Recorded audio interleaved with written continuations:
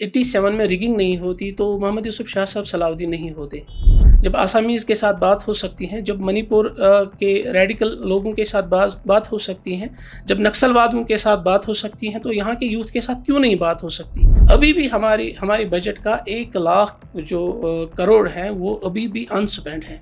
हम जो सियासत कर रहे हैं, हमारा दरवाज़ा खुला रहेगा, आम लोगों की सियासत होगी, आम लोग उसमें होंगे, मैं ज़मींदार का बेटा हूँ। तो हमें लोगों के सामने उस तरह से आना चाहते हैं और आ रहे हैं कि लोगों को लगे कि हाँ, there is an alternative, we can choose that alternative. जो आज का यूथ है डेस्परेट हैं कि मुझे एम्प्लॉयमेंट मिले, वो डेस्परेट हैं कि मेरा कैरियर सही बने, वो डेस्परेट हैं कि मेरा पासपोर्ट हो। हम यकीन रखते हैं सियासत पे, उस सियासत पे जिसमें अखलाक हो, जिसमें दयानतदारी हो, जिसमें शफाफियत हो, जिसमें ट्रांसपेरेंसी हो। 2019 तक जब जमात बैन नहीं थी तो इतना ड्रग्स नहीं था, 2019 के बाद बढ़ गया।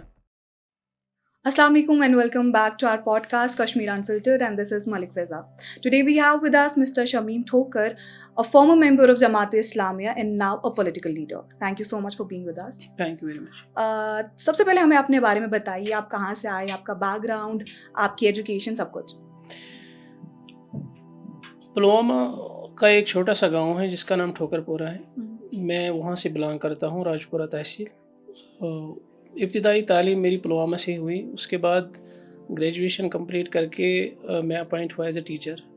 उसके बाद ये चीज़ें चलती रही और 2024 में 14 साल के बाद मैंने रिज़ाइन किया और 2025 में हमने एक पॉलिटिकल पार्टी लॉन्च की जिसका मैं प्रेसिडेंट हूँ, जस्टिस एंड डेवलपमेंट फ्रंट का। क्या रीज़न था आपके रिज़ाइन करने का?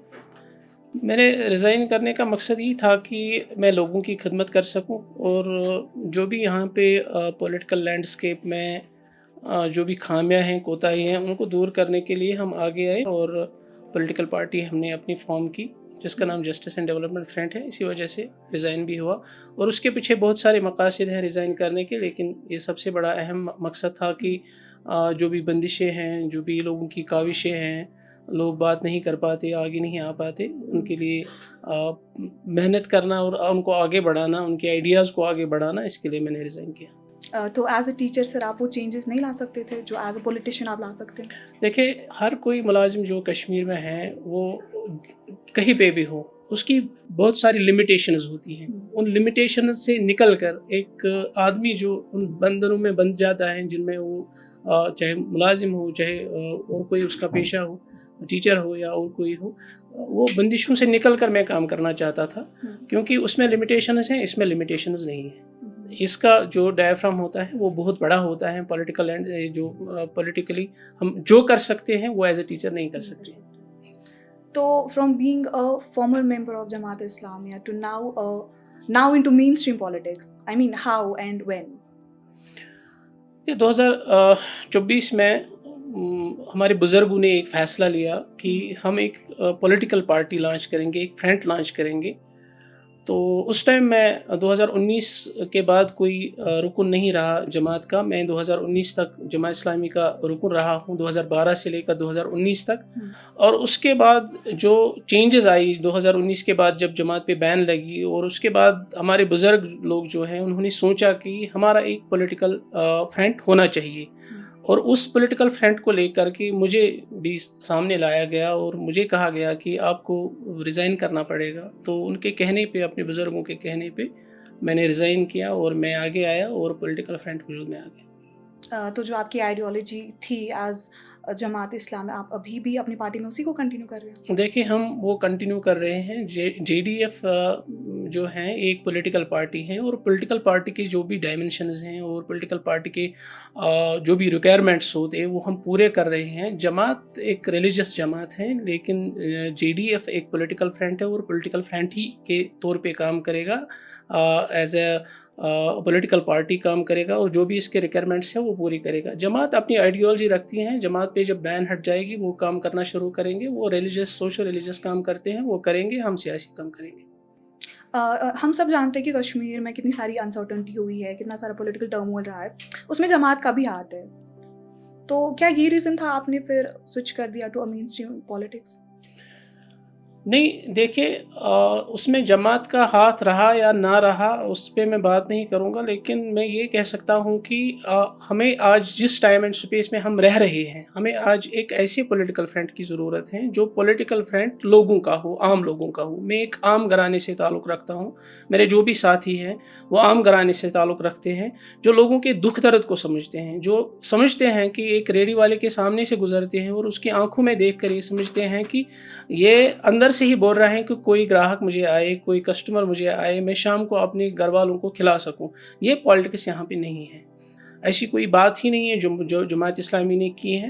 سارے لوگ ایک راؤ میں بہہ گئے اور جماعت اسلامی بھی اس میں آ گئی، کیونکہ یہ ایک سماج کا حصہ ہے، یہ قوم کا حصہ ہے۔ جو بھی لوگ اس وقت سوچ رہے تھے، کر رہے تھے، جماعت کو وہ کرنا ضروری تھا as a society, as a قوم، تو جماعت بھی اس میں انوالو ہو گئی۔ لیکن اس کے بعد ہمیں لگا کہ ہمیں اس ٹائم اینڈ اسپیس میں پولیٹیکلی آگے آ کر لوگوں کی حقیقی خدمت کرنی چاہیے اور لوگوں کے دکھ درد کو سمجھ کر، لوگوں کی تکلیف کو سمجھ کر اس کو دور کرنے کے لیے کوشش کرنی چاہیے۔ تو جب 2019 میں آپ پہ بین لگا، اس کے بعد ہی آپ نے اپنی پولیٹیکل پارٹی جو لانچ کی، اس سے پہلے کہ آپ کو نہیں لگا کہ ہمیں مین اسٹریم پالیٹکس میں آنا چاہیے؟ جماعت میں رہ کر ہم شاید وہ کام نہیں کر رہے۔ اس سے پہلے 2014 میں میرے جماعت تھے محمد اللہ وانی صاحب، اس سے بھی یہ سوال کیا گیا، کشمیر عظمیٰ نے اس سے یہ سوال پوچھا تو اس نے یہی جواب دیا کہ اگر فری اینڈ فیئر الیکشنز ہوتے ہیں، اگر ہمیں یقین دہانی کی جائے کہ فری اینڈ فیئر الیکشنز ہوں گے تو جماعت الیکشن میں کود پڑے گی، اور آج بھی وہ آن ریکارڈ ہے، تو جماعت حصہ لے گی الیکٹرل پالیٹکس میں۔ لیکن اس کے بعد کوئی ادارہ 87 کے بعد کوئی ادارہ سامنے نہیں آیا۔ 87 میں جو ریگنگ ہوئی اس پہ الیکٹرل پروسیس پر سے اور ڈیموکریسی پر سے جو ہمارے لوگوں کا اعتماد ختم ہو گیا، مجھے لگتا ہے پورے کشمیر کا اعتماد ختم ہو گیا۔ اس کے بعد کوئی ہمارے سینٹر کا کوئی ادارہ سامنے نہیں آیا جو کشمیر کے لوگوں کو یہ بھروسہ دلا سکے کہ ہاں ہم ہیں اور ہم فری اینڈ فیئر الیکشنز کریں گے، اور جو جینون ہوگا وہ جینون اس بندے کو ہم سامنے لائیں گے۔ لیکن ایسا نہیں ہوا، اور 2019 تک یہ نہیں ہوا۔ 2019 کے بعد شاید سینٹر کو یہ سمجھ میں آیا کہ ہمیں اپنی پالیسی میں، اپنی سوچ میں تبدیلی لانی چاہیے، اور لوگوں کے یہ احساس اور یہ کانفیڈنس دینا چاہیے کہ ہم فری اینڈ فیئر الیکشنز کریں گے۔ اور ہم نے پارلیمنٹ الیکشن میں دیکھا کہ فری اینڈ فیئر الیکشنز ہوئے، اور اس کے بعد ہمیں لگا کہ ہمیں بھی سیاست میں حصہ لینا چاہیے اور الیکٹرل پالیٹکس ایکٹیولی ہمیں اس میں پارٹیسپیٹ کرنا چاہیے۔ دیٹ از وائی کہ 2019 کے بعد ہمیں یہ سوچنا پڑا کہ ہمیں بھی آگے آنا چاہیے۔ تو جتنا بھی لاس ہوا آج تک، چاہے وہ مٹیریل لاس ہو، چاہے وہ لائف کا لاس ہو، اس میں جماعت کا رول نہیں تھا؟ دیکھیں، میں نے پہلے بھی آپ کو کہا، میں اب بھی کہہ رہا ہوں کہ جماعت اس قوم کا حصہ ہے، اس سماج کا حصہ ہے۔ اس قوم کے لیڈرز نے جو بھی اس وقت صحیح سوچا، اس ٹائم اینڈ اسپیس میں جماعت کے لوگوں نے اپنی قوم کا ساتھ دیا کہ اگر قوم یہ چاہتی ہے تو ہمیں قوم کے ساتھ آگے بڑھنا چاہیے۔ میں نہیں کہہ رہا ہوں کہ جماعت اسٹون پیلٹنگ کو بڑھاوا دینا یا جو بھی اس ٹائم پہ ہو رہا تھا، آپ اس کو صحیح سمجھتے؟ آپ کو لگتا ہے کہ وہ اس ٹائم پہ اپنے سماج کے لیے نہیں، وہ غلط تھا، لیکن میں یہ سمجھتا ہوں کہ جماعت کا اسٹون پیلٹنگ میں کوئی رول نہیں ہے۔ تو جب سے آپ اب مین اسٹریم پالیٹکس میں، آپ سوشل میڈیا پہ بھی کافی آؤٹریجز ہو گئے ہیں۔ کہ پالیٹکس میں سمجھتا ہوں کہ یہاں پہ انسان کا اندرون اور انسان کا بیرون لوگوں کے سامنے ہوتا ہے۔ جو ایک ریلیجس پرسنالٹی ہوتی ہیں، اس کی ایک پرائیویٹ لائف ہوتی ہے، اور وہ اس طرح سے لوگوں کے سامنے نہیں آتی۔ لیکن ایک پولیٹیکل لیڈر یا ایک پولیٹیکل پرسن کی جو بھی زندگی ہوتی ہے، چاہے وہ پرائیویٹ لائف ہو اور جو پبلک لائف ہو، وہ لوگوں کے سامنے ہوتی ہے۔ تو ہمیں لوگوں کے سامنے اس طرح سے آنا چاہتے ہیں اور آ رہے ہیں کہ لوگوں کو لگے کہ ہاں there is an alternative, we can choose that alternative, تو اس لیے آنا پڑتا ہے۔ تو آپ ینگ بھی ہے، آپ پالیٹکس میں بھی ہے، تو واٹ از یور اوپینین، یا آپ کا ویژن کیا ہے، آپ کی پارٹی کا ویژن کیا ہے ایز اے ینگ پولیٹیشین؟ آپ کیا چینجز لانا چاہتے ہیں؟ ہماری جو پالیٹکس ہوگی، ہم لوگ جو پالیٹکس کر رہے ہیں وہ گراس روٹ لیول کی پالیٹکس ہوگی انشاءاللہ۔ جو ڈیولپمنٹل پالیٹکس ہوگی، جو ڈگنیٹی کی پالیٹکس ہوگی، اور جو لوگوں کے لیے کام کرے۔ تو مجھے لگ رہا ہے کہ یہ درد جب تک ہم سمجھ نہ سکیں گے، جب تک ہمیں درد سمجھنے میں نہیں آئے گا کہ لوگ کس تکلیف سے گزر رہے ہیں۔ ابھی بھی ہماری بجٹ کا 1 لاکھ جو کروڑ ہے وہ ابھی بھی انسپینڈ ہے۔ تو مجھے بتائیے ایک کانسٹیچوئنسی مجھے آپ بتائیں جو آپ ماڈل کی حیثیت سے آپ مجھے پیش کریں گے کہ یہ رہی کانسٹیچوئنسی، یہ ماڈل کانسٹیچوئنسی ہے، اس کانسٹیچوئنسی کے ایم ایل اے نے اپنے سارے فنڈز خرچ کیے اور جو بھی جینون تھا، جو بھی اس میں مستحق تھا، اس مستحق کے پاس وہ پہنچ گیا۔ مجھے ایک بتائے، ہم جو سیاست کر رہے ہیں ہمارا دروازہ کھلا رہے گا، عام لوگوں کی سیاست ہوگی، عام لوگ اس میں ہوں گے، میں زمیندار کا بیٹا ہوں، سیاست سے میرا دور کا کوئی واسطہ نہیں ہے۔ لیکن آپ دیکھیں گے ایک بزنس مین سیاستدان ہوتا ہے، ایک جو بیوروکریٹ سیاستدان ہوتا ہے، تو لوگ سمجھتے ہیں کہ ہم ان کے پاس نہیں جا سکتے، اور سری نگر میں رہ رہے ہیں، ہمارے ایم ایل ایز جو گاؤں کے ہیں وہ سری نگر میں رہ رہے ہیں اور ونٹرز میں جموں جاتے ہیں، یعنی لوگوں کی رسائی کے لیے جو چیزیں ہو، اور ہم یقین رکھتے ہیں سیاست پہ، اس سیاست پہ جس میں اخلاق ہو، جس میں دیانتداری ہو، جس میں شفافیت ہو، جس میں ٹرانسپیرنسی ہو، ہم اس سیاست کو آگے بڑھانے کی کوشش کریں گے، اور سب سے بڑی بات جس میں اخلاق ہو۔ مجھے یہ بتائیے کہ جو 90s کا جو پیریڈ تھا اس میں ہماری جو یوتھ ہے وہ کافی ایلینیٹ ہو گئی تھی پالیٹکس سے، آپ ایز اے پولیٹیکل پارٹی کیا اسٹیپس لیں گے یوتھ کو واپس سے انکلوڈ کرنے میں پالیٹکس میں؟ دیکھیں اس میں بہت سارے انسٹیٹیوشنز کا رول ہے، ہمارا بھی رول ہے۔ اس میں سب سے بڑا رول جو ای سی آئی کا ہے، اس میں سب سے بڑا رول جو سینٹر کا ہے، ہوم منسٹر صاحب کا ہے، پرائم منسٹر صاحب کا ہے، کہ یہاں کے باشندوں کو، خصوصاً نوجوانوں کو یہ لگے کہ نہیں، ہم جس راہ پہ چل رہے ہیں وہ گمراہ کن راستہ نہیں ہے، ہمیں کل دھوکہ نہیں دیا جائے گا، ہمارے ساتھ وہی نہیں کیا جائے گا جو 90s میں کیا گیا۔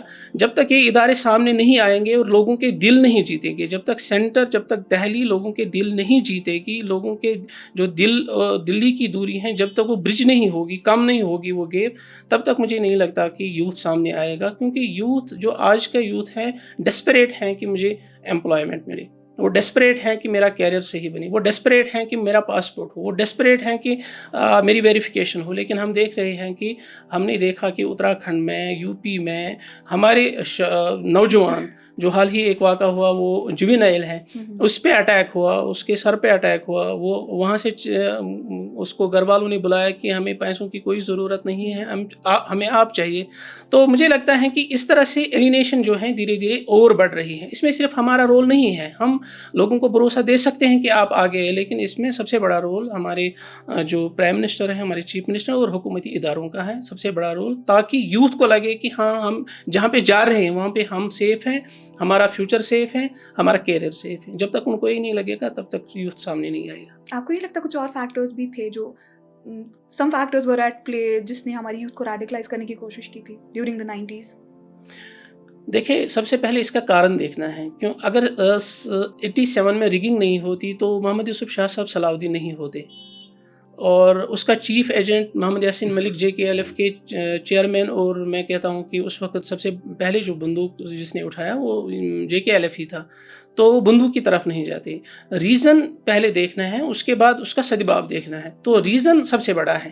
اس کے بعد جو یہ ہونا ہی تھا کہ آپ یوتھ کو کنٹرول نہیں کر سکتے، یہ جذباتی لوگ ہوتے ہیں، ان کا خون گرم ہوتا ہے، ان کے ساتھ جو غلط ہوا اس کے بعد کوئی ان کی تعزیت کے لیے نہیں آیا، کوئی بھروسہ دلانے کے لیے نہیں آیا۔ 2019 تک کسی نے ان سے نہیں پوچھا کہ آپ کیوں کر رہے ہیں۔ بات کی جا سکتی تھی، آپ کے ہاتھ میں بندوق تھا تب بھی، جب ماؤسٹس کے ساتھ بات ہو سکتی ہے، جب آسامیز کے ساتھ بات ہو سکتی ہے، جب منی پور کے ریڈیکل لوگوں کے ساتھ بات ہو سکتی ہے، جب نکسل وادوں کے ساتھ بات ہو سکتی ہے، تو یہاں کے یوتھ کے ساتھ کیوں نہیں بات ہو سکتی؟ دراصل مسئلہ وہ نہیں ہے، دراصل مسئلہ یہ ہے کہ یوتھ کو ایلینیٹ کیا گیا اور انہیں لگا کہ ہمارا کچھ نہیں، اس کے سوا کوئی راستہ نہیں ہے، وہ خود چلے گئے، اس میں کوئی ان کا نہیں تھا۔ تو جو وائلنس ہوئی آپ اس کو جسٹیفائی کر رہے ہیں ایک طرح سے؟ دیکھیں میں جسٹیفائی نہیں کر رہا ہوں، میں یہ کہہ رہا ہوں کہ ہمیں ریزن دیکھنا چاہیے۔ اگر آج بھی ایسے حالات ہوتے ہیں کہ آپ کے بچے کو آپ کے گھر سے چھینا جائے، اور یا آپ کے والد صاحب کو گھر سے نکالا جائے، آپ کے سامنے اس کے کپڑے نکالے جائے اور اس کو 3rd ڈگری ٹارچر کیا جائے، تو مجھے بتائے کہ کوئی بھی یوتھ ہو، کوئی بھی نوجوان ہوگا، کیا وہ برداشت کرے گا؟ پہلے ریزن دیکھنا پڑے گا۔ میں جسٹیفائی نہیں کر رہا ہوں، میں سمجھتا ہوں کہ اس وقت جو ہمارے انسٹیٹیوشنز کی، ہمارے گورنمنٹ کے انسٹیٹیوشنز کی جو یقین دہانی نہیں تھی اور تعزیت بھی نہیں تھی، جو الیکشن ریگنگ ہوئی، کوئی تعزیت کے لیے نہیں بھی آیا سینٹر سے، تو اس سے ہمارا یوتھ ایلینیٹ ہوا. انہوں نے یہ کیا, میں اس کو ٹھیک نہیں سمجھتا ہوں. ہم نے کوئی اس میں ہمارا کوئی حل نہیں تھا. آج تک ہم دیکھ رہے ہیں کہ ہم نے ایک بہت بڑی کھیپ جو ہمارے قوم کا, ہمارے سماج کا ایک سینٹ, میں سمجھتا ہوں کہ ایک یوتھ کا ایک سینٹ تھا جو چلا گیا اور وہ آج قبروں میں ہے. اور حاصل سٹیٹ بھی ہمارے پاس نہیں ہے, 370 بھی ہمارے پاس نہیں ہے, اور آج سٹیٹ کی دہائی لگائی جا رہی ہے کہ سٹیٹ واپس کرو, سٹیٹ واپس کرو. آج بھی سٹیٹ واپس نہیں آ رہا ہے. تو میں سمجھتا ہوں کہ پہلے ریزن دیکھنا چاہیے کہ یہاں سے بھی غلطیاں ہوئی ہیں اور یہاں سے بھی غلطیاں ہوئی ہیں.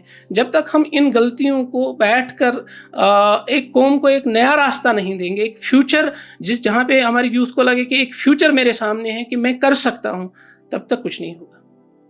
جب یہ اسٹون پیلٹنگ وغیرہ کا ماحول تھا, آپ تو تب کافی چھوٹے ہوتے, آپ نے کری کبھی اسٹون پیلٹنگ؟ میں نے کبھی نہیں کی. میں نے کبھی ہاتھ میں پتھر نہیں اٹھایا, بلکہ میں نے 2016 میں ایک آرٹیکل لکھا گریٹر کشمیر میں.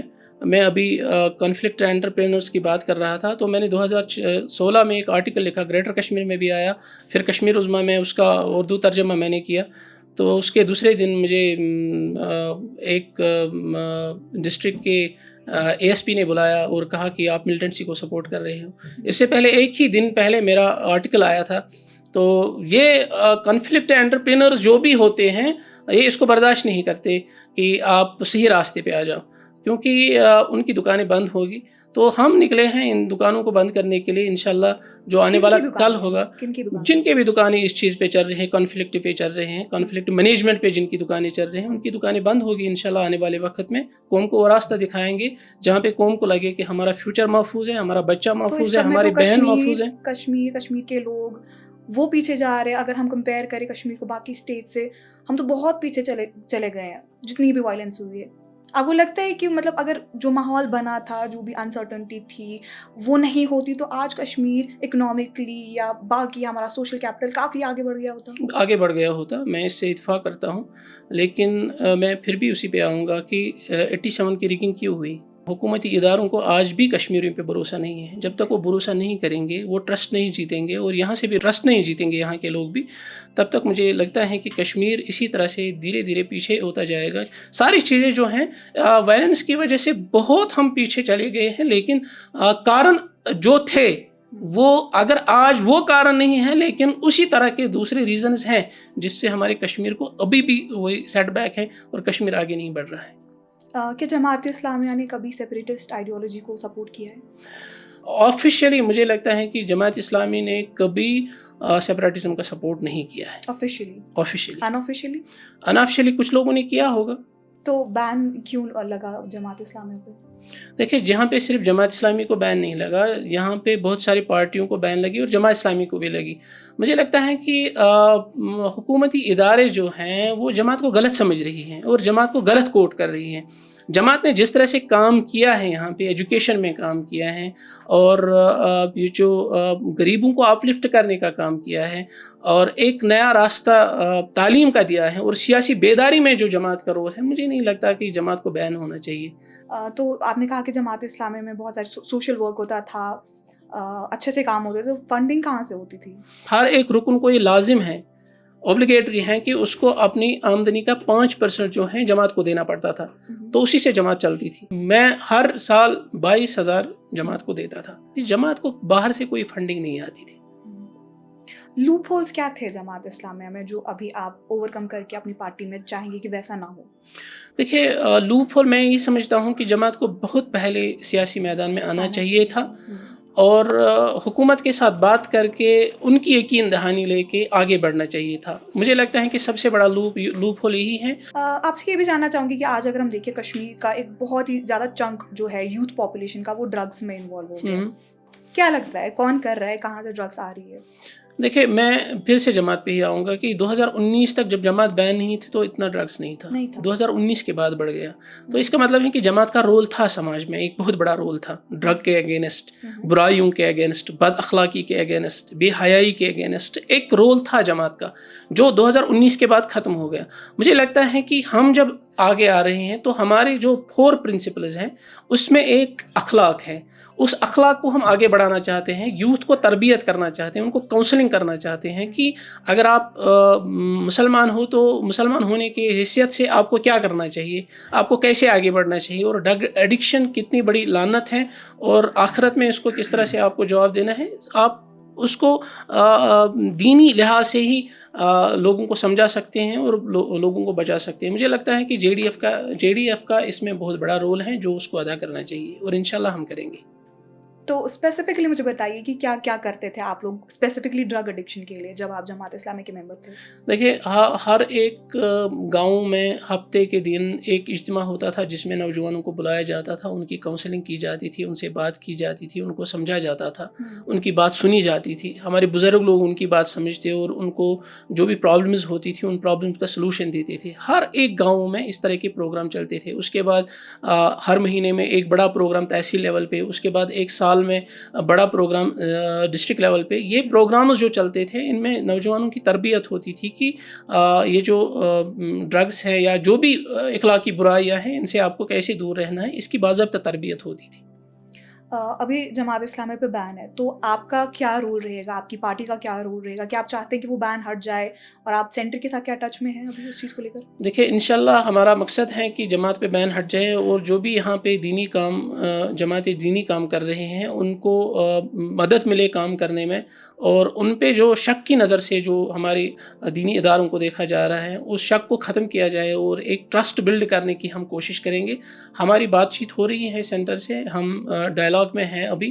انشاءاللہ آنے والے وقت میں ہم دیکھیں گے کہ جماعت پہ بین ہٹ جائے گی, جماعت پھر سے اسی طرح سے سوشل ریلیجس کام کرے گی, پرامن طریقے سے کرے گی, اور جسٹس اینڈ ڈیولپمنٹ فرنٹ اپنا پولیٹیکل کام آگے بڑھائے گی. آپ کو لگتا ہے پچھلے کچھ سالوں میں سیناریو جو تھا وہ چینج ہوا ہے؟ لائک پہلے کشمیر کی کچھ اور امیج تھی اور اب کچھ اور ہے. دیکھیں, سٹون پیلٹنگ میں فرق آئی ہے, ملٹنسی کے واقعات میں فرق آئی ہے, لوگوں کے مرنے میں فرق آئی ہے, مطلب جو انسیڈنٹس ہوتے تھے اس میں فرق آئی ہے. لیکن مجھے نہیں لگتا کہ deep down to the society اگر آپ جائیں گے تو کوئی فرق پڑا ہے. لوگ اسی طرح سے جوجھ رہے ہیں حالات سے, لوگ اسی طرح سے غریبی سے مفلسی سے جوجھ رہے ہیں. 2019 کے بعد حالات کو لوگ کیسے دیکھتے ہیں؟ مطلب 370 کا میرے اس ریڑے والے کے ساتھ کیا تعلق ہے؟ اس کو 2500 بل آتا ہے, اس کا مسئلہ وہی ہے. اس کو شام کو اپنے بچے کو کھانے کے لیے دینا ہے, اس کا مسئلہ وہی ہے. جو لوگوں کے مسائل ہیں وہ وہی پہ ہیں, ان میں کوئی فرق 2019 کے بعد نہیں آیا. تو 2019 سے پہلے مسئلے تو یہی, ابھی جو مسئلے ہیں تب بھی وہی مسئلے تھے. تو تب سیپریٹسٹ پارٹیز نے جو کیا اس ٹائم پہ وائلنس کو انڈیوس کیا, تو کیا آپ کو لگتا ہے وہ ٹھیک کیا تھا تب؟ نہیں, دیکھیں وہ ایک ٹائم اینڈ سپیس تھا. 2014 کے بعد ایک الگ ہندوستان ہے, 2019 کے بعد ایک الگ کشمیر ہے.